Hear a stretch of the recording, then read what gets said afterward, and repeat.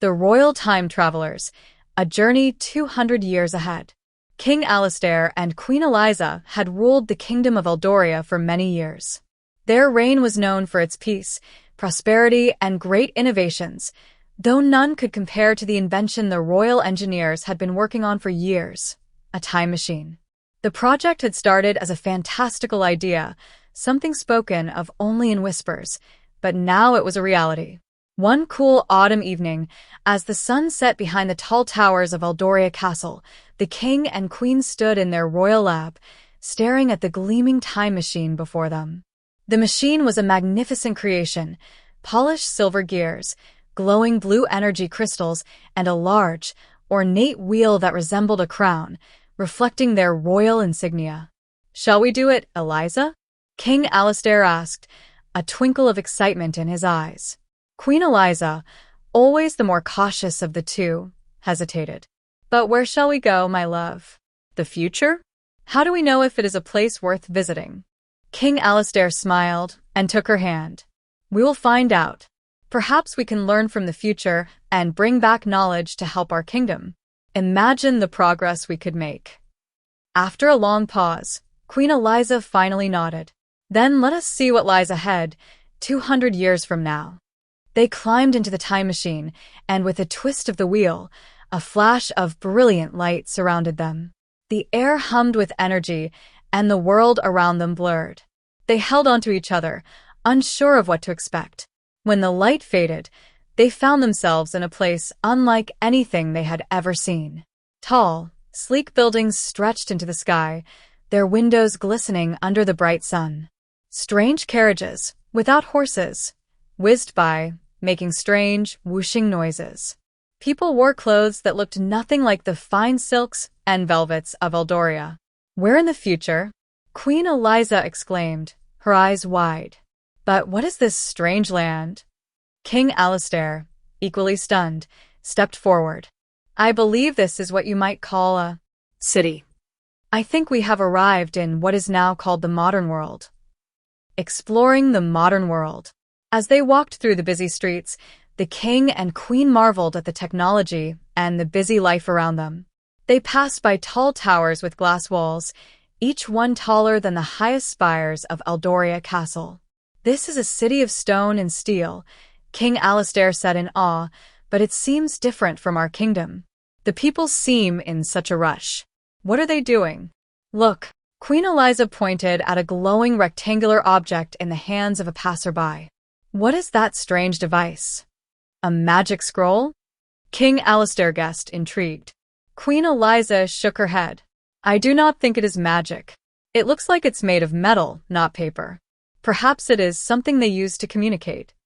A kind, modern-day woman overheard them and smiled. "That's a smartphone. It helps us communicate, find information, and even take pictures. It's a very useful tool." The king and queen were both fascinated. They had never seen anything like it. The woman handed them the smartphone, showing them how it could call someone far away and even search for answers to questions in seconds. "Extraordinary," the king marveled. "This device holds more knowledge than the Grand Library of Eldoria." Transportation and communication. The next thing that caught their attention was a car, a horseless carriage that moved with no one guiding it. A man was sitting inside it, yet there was no horse to be seen. It made a humming sound as it sped down the street. "What sorcery is this?" Queen Eliza gasped. "The carriages no longer need horses." King Alistair grinned. "I think they use engines which run on fuel. It's a sort of machine that powers the carriage instead of relying on animals." They marveled as the car zoomed past. "No more horse-drawn chariots or wagons," the queen mused. "It must be much faster than our own carriages." As they continued their exploration, they stumbled upon a public park filled with trees, flowers, and benches. People were jogging, walking dogs, and even having picnics. "This place is so peaceful," Queen Eliza said, sitting on a bench. "It seems the people here appreciate nature and exercise." Max, a curious young boy who happened to be passing by, approached the royal couple. "Are you lost? You look like you came from the past," he said with a friendly smile. The king and queen laughed. We've just arrived from the past. We've traveled 200 years ahead, King Alistair explained. Max blinked in surprise. Whoa, that's so cool. You must have so many questions. I can tell you all about the future. Please do, young one, Queen Eliza said warmly. Max began to explain some of the wonders of the modern world. We have electricity now, which powers everything from our lights to our refrigerators. We can talk to people from anywhere in the world with video calls. And our clothes are made from synthetic materials, not just wool or silk. King Alistair's eyes lit up. So no more spinning wheels for thread? Max chuckled. Nope. And we don't have to cook over open fires anymore, either. We use stoves and microwave ovens to heat food. The Queen smiled. You live in a world of wonders.